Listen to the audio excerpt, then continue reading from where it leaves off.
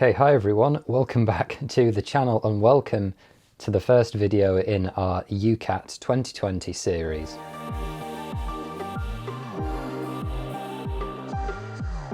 This is part of the overall Applying to Medical School in 2020 series, the first of which was a general overview of everything you need to know about applying for medical school to start in 2021.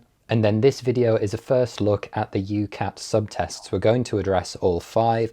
We're going to start with verbal reasoning because I think it's the simplest one to start with, and some of the beginner principles that we can get used to here will work very well for us throughout the UCAT. Just a small word of advice before we begin, if I may. I was not a top scorer on the UCAT by kind of any measure. I did pretty well. I got an offer for graduate entry medicine, but there are people who did far, far better than I did, far, far worse than I did. And I just want you to remember that anyone trying to tell you that they're an expert on doing well on the UCAT, or particularly someone trying to sell you a service or a product that will help you do better on the UCAT, is either misinformed or lying. The UCAT is very different every year. There's a substantial amount of luck involved, and just because they did well in one particular year doesn't mean they would have scored nearly as well or nearly as badly perhaps in another year. So just watch out for yourself. Don't be suckered into buying products and schemes that you don't need. Just try and practice, and you're very capable of doing this by yourself. And just before we start having a look at some sample verbal reasoning questions and strategies, I think it's really important to remember that although the UCAT often seems like a kind of stupid test and a tick boxing exercise that doesn't mean anything, which I guess in fairness is kind of true, but it's important to remember for each subtest they're looking at a particular skill, and those skills will help us when we become doctors one day. And it's easier to stay motivated to get through the test if you remember why you're doing what you're doing. Verbal reasoning and verbal comprehension are really, really important skills for doctors, particularly when you're interpreting written information, things like scouring a patient's notes, perhaps reading a GP letter, or particularly situations where you're reporting information, perhaps you're giving a handover to a colleague or a senior doctor. You've got to present only the absolutely essential. You've got to present only the absolutely essential pieces of information. Your consultant doesn't want any of the extraneous fluff. They want a very quick 30-second summary of a very complicated situation, and that's where being able to zoom in on the minutiae, the really important bits, is going to help you in the long run. So without further ado, let's take a look at some questions together. Okay, so first, let's just familiarise ourselves with the general layout that we would expect to see in the UCAT. Now, please note that this is a mock-up of the sort of tests that you will see, not the real thing. They're very, very clear on their website that you are not to distribute or reproduce the official test materials in any way. So if you see people here on YouTube, on social media, going through the actual mock UCAT materials themselves, please tell them not to do that because they're infringing on someone else's IP. But in any case, the VR subtest looks something like this. A passage of words that might be about 200 words long. It does depend by question. And the text is smaller in the real thing. I've made it bigger for the purposes of this video so it's easier to see. The same with the answers. That includes the calculator up here in the top left, the flag for review button in the top right, that's really important, as well as our navigation towards the bottom. Now, the last thing before we start is that it's quite common to be asked only maybe 3 questions for each long passage of text. I'm going to do a few more than that in this video just for the purposes of exploring how to approach these questions at the beginning. In reality, it will be fewer questions per passage. So it's time to start, and let's put the knowledge that we already have, because we're good prepared would-be doctors. We already have some knowledge and we're going to use that to our advantage. In VR, we currently have 44 questions to do in 21 minutes, which is about 28 seconds per question. That means for each question, we need to read the question that we're being asked, then skim the passage of text for the relevant piece to our answer. So that means within 28 seconds, we have to read the question that we're being asked. We then have to skim the passage, skim being the operative word, not read, just skim for whatever bit of information is relevant to us. Then we have to return to the set of answers and pick and select and submit the most appropriate answer within 28 seconds. On average, I reckon that gives us just over 20 seconds to do the actual reading portion. That's why we skim. Absolutely do not bother reading the passage, that's a complete waste of time. And I think it's most sensible to start at the top left corner and read left to right, top to bottom, rather than jumping around, purely because automaticity and having processes to jump back to is going to be our friend here. You don't want to be thinking about where to start reading. So anytime we can automate a behavior, we don't have to think about it, it removes cognitive load, we can just get on with it. So let's have a go at this first question. Which of the following can be deduced? This is probably the most common type of question in the verbal reasoning section. It's just hunting for a specific bit of information. My preferred tactic here is to split each answer into its barest constituent parts. So for answer A, COVID-19 has a high fatality rate. The only two important parts there are COVID-19 and something concerning fatality. So what I need to do now is skim read the text for instances of COVID-19 and fatality. So COVID-19 I can see 3 times really easily because it's in capitals and it stands out from the rest of the text. Fatality, again just going left to right. No, I can't see fatality anywhere. So having located one of my 2 keywords, I'm then going to jump back to the sentences where they appear and scan the rest of that sentence only for any idea of fatality. So in the first instance, it's talking about SARS, MERS and disease outbreak. No, not interested. In the second one, this is talking about time from exposure to symptoms, no mention of fatality. Then in the third instance, name of the disease, SARS-CoV-2, no, nothing to do with fatality. And at this point, because I've hunted, and at this point, I've not found anything to do with fatality, which answer A demands, so we're going to move on to answer B. Answer B, we will apply the same tactic, split it down into its key components. So we have cough, we have symptoms, and coronavirus. In this case, symptoms is going to be my really key word because cough is a subset of symptoms. It's very unlikely that the word cough is going to appear in a sentence where symptoms or coronavirus doesn't appear. So just from a very quick scan, we find symptoms here in the second paragraph. We actually find it twice. I couldn't see it anywhere else, so now again we need to refer back to our answer. Cough is one of the symptoms of infection. That's a positive. Cough is one of the symptoms.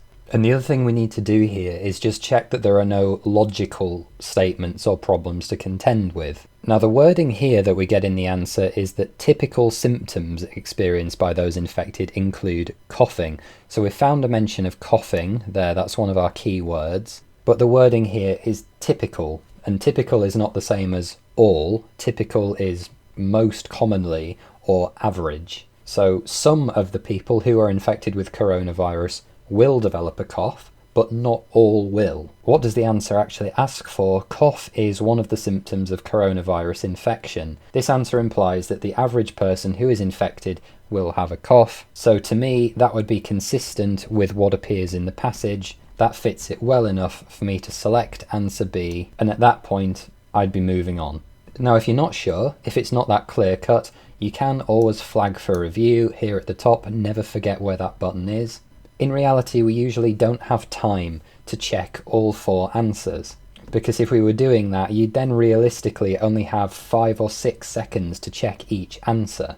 And obviously, any time that we save, in a situation like this where we've managed to just eliminate the latter 2 answers, saves us time to use on a more complicated question. Now, some people, when I was discussing this strategy with them, raised the problem that obviously if you're starting with A every time, and in a particular question the answer is D, that means you're going to spend a lot of time checking A through C only for them not to be right. That means you're wasting a lot of time on answers A through C. There are some ways to mitigate that, or at least ways of thinking that can help you.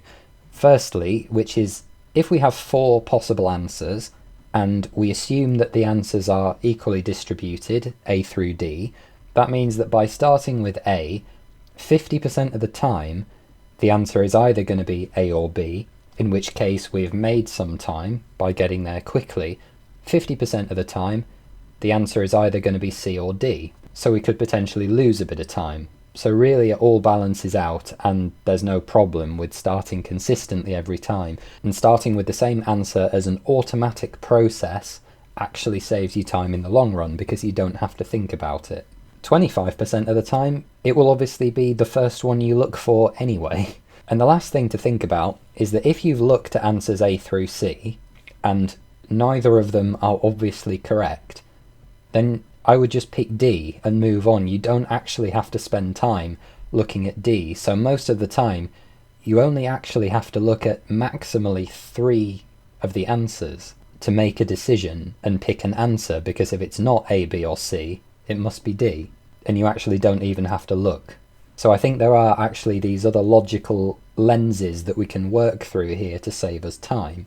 So now let's take a look at another question. The following statements about coronaviruses are true, except. This is another type of question where instead of looking for one specific fact, we're presented with 3 true statements and we're looking for the false one. Again, this is all purely about reading comprehension. There's no deep thinking to be done. It's about speed reading. But from the last question that we did, we already have a rough idea as to where certain concepts are spaced in the text. We can already use the small bits of information we have. So it's not like we're starting again from scratch. We've already got some pieces of information that we can use. So answer A here, some infected patients lose their sense of smell. Well, obviously losing your sense of smell is a symptom, and we already know from the last question where the piece of the text concerned with symptoms is, so we can jump to that there. Typical symptoms experienced by those infected include coughing, fever, anosmia, loss of smell. Now that's as far as we have to go because we've found the positive fact that we're interested in. There is no vaccine available for SARS-CoV-2 in answer B. Now SARS-CoV-2 is actually jumping straight out at me because it's in all caps. Then again, once you found the item that you're looking for, just hunt left. No, I can't see anything there. Then hunt right. As of present, there are no available vaccines. There is no available vaccine. Good, we've found B. C, MERS was caused by a coronavirus. Again, MERS is in all caps. I can see SARS, MERS here. If we hunt left, this type of virus has been responsible for several large-scale disease outbreaks, including SARS, MERS. Okay, so then we found A, B, and C to be correct. We don't even have to read D to know that D is the odd one out. At this point, I'd be selecting D as my answer and moving on. You can, if you're worried or concerned, if it's not as clear-cut as this, you can read the text. I know that it's asking me for a percentage sign. I can see that there. And then the 1% sign in the text jumps out at me. Using alcohol-based sanitizers with at least 60% alcohol content. This is saying 40% content sanitizer kills coronaviruses. That's not true based on the text. So that confirms D. If you really wanted to check, that confirms D as being the right answer. You might also see questions like this. Which of the following conclusions is the author most likely to agree with? Now, this is not the exact same skill as we've been using so far. Normally these are quite clear cut, there's not a lot of ambiguity, but again the emphasis is going to be on using only the evidence that we have in the text to try and draw conclusions, and you need to be a bit more wary of logical modifiers here, things like maybe, certainly, always. There's a bit more to it than just hunting for a definitive statement. So again, we're just going to follow the same process starting with answer A. Does the author likely agree with everyone should wear a mask in public? So again, our keyword is going to be mask, and everyone we can also look for as a modifier. Because the answer specifies everyone, this won't be satisfied if our text says something like some people should wear masks, or certain groups of people, or doctors should wear masks. For this answer to be true, it demands everyone. So let's just hunt for the word mask, and just by chance my cursor scrolled across it there. So let's just read the sentence. The World Health Organization currently recommends that healthy people only wear masks. Okay, I would stop there because we've got 2 qualifiers there. We've got the group that is healthy people, which already means that we're unlikely to satisfy everyone, and only, which implies that there's a situation in which people shouldn't be wearing masks, which again is not going to satisfy everyone as a group. So I'm pretty happy with that A is not going to be the answer. Answer B, there are not enough intensive care beds available. So again, intensive care beds is going to be the thing there. It's down here at the bottom. As of present, there are no vaccines. Management is focused around preventing transmission and maintaining sufficient intensive care beds to treat those who become unwell. Again, no. What we've got here is an implication that there's a state in which there would not be enough intensive care beds. You know, management is focused around maintaining sufficient beds, but that's just a description of what the management is. That doesn't say anything about the current state of how many beds there actually are, so it's not going to be B. Everyone should wash their hands with soap and water. Again, we've got everyone as a qualifier, and soap and water, and there's washing hands with soap and water. The most effective ways of preventing transmission of coronavirus include washing hands with soap and water for at least 20 seconds. Now note, this is a bit different from answer A, where it was saying that everyone should wear a mask. It's the same principle, everyone should wash their hands, but it's the author that's written this piece, and we've got the most effective ways of preventing transmission include washing hands and using alcohol-based sanitizer. Because the question is actually asking us which of the following conclusions is the author most likely to agree with, the author has written the most effective ways of preventing transmission include washing hands with soap and water. The statement that everyone should be washing their hands with soap and water actually matches very, very well to what the author is likely to think, having written this piece. There are no qualifiers attached to this sentence in which they've written washing hands with soap and water. There's no only people at risk should wash their hands with soap and water, or only healthy people should wash their hands with soap and water, as they attach to the other sentence about masks. It's just a straight blanket statement that matches very well to answer C. And again, at this point, I'd be satisfied that C was the answer and I'd be moving on. You could very quickly check answer D if you were concerned. The government is hiding a functional vaccine. Again, we found vaccine before.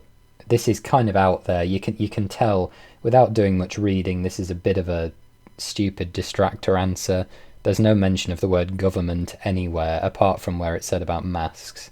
So you can pretty much ignore answer D and move on. So then the other type of question that you might see in VR are these true, false, can't tell questions. These are different in two ways because, one, they take a bit more analysis and thinking, but the trade-off for that, obviously, is that the number of answers is reduced. The odds of picking the right answer by guessing are 1 in 3, which, you know, if you do 3 questions like this and you guess, you've got 1 mark out of 3 without trying. That's pretty good.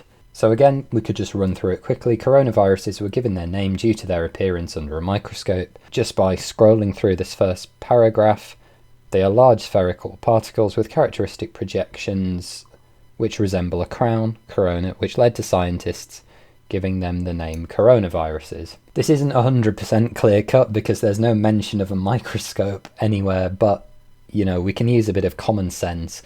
Coronaviruses, you're not going to see a virus with the naked eye, and I think this led to scientists giving them the name coronaviruses due to projections which resemble a crown. That's good enough for me. I'd be selecting true. So you can see there that we did actually have to use a little bit of critical thinking there. So that's all we're going to do for now with this question. Some final tips. Firstly, when you're practicing, you don't have to be at full speed right away when you're doing these questions. Start by allowing yourself as much time as you need to just get to grips with following through these processes that we've gone through in this video. Then, when you're confident about what you need to do and how you need to approach the questions, maybe set double the time you need on your stopwatch, maybe 50 seconds for each one. Don't allow yourself any more time than that, and then slowly ramp it up. You know, you might find that you're able to do it in 40 seconds every time without much effort. Then maybe set it to 30 and come down gradually. It's not a race, and averaging 28 seconds or whatever per question is where you need to end up, not where you need to start. In terms of other things you can do to practice, we found that using keywords and key components in each answer can be really helpful. So I've found that using things like New Scientist and science articles in magazines and in newspapers, trying to sum up each headline in 5 key words. What are the vital components that the author is trying to communicate? And that can help you navigate the core ideas in these complicated passages of text. So thank you for watching my video on the verbal reasoning section, guys. I hope some of these strategies and approaches are going to be useful for you and that you feel a bit more confident in tackling the VR subtest. Now, I realised that we only looked at one question in this video. That was to avoid it being really, really long and boring. If you feel that me going through a few more demo questions and showing you how to pick up speed and things like that across a wider variety of questions, or simply me uploading a bank of practice questions, I can write them relatively easily. So if that's something you would find useful, please do let me know and I'll do my best to make that happen. Other than that, please make sure you hit the like button for me, subscribe to the channel to make sure that you don't miss any of the upcoming videos, and the next one in this series that we'll talk about is quantitative reasoning, so stay tuned for that. Thanks for watching, guys. There are 3 ways you can support the channel. The first one is to like, comment, subscribe, share this video with a friend. Just enjoy it generally. Second, you can buy me a coffee if you found it useful using my Ko-Fi link, which will help keep me awake during the editing process. And then thirdly, you can use my referral link to save 10% off your first year of Complete Anatomy 2020, my favourite 3D anatomy learning tool. Take care, guys, and I'll see you next time.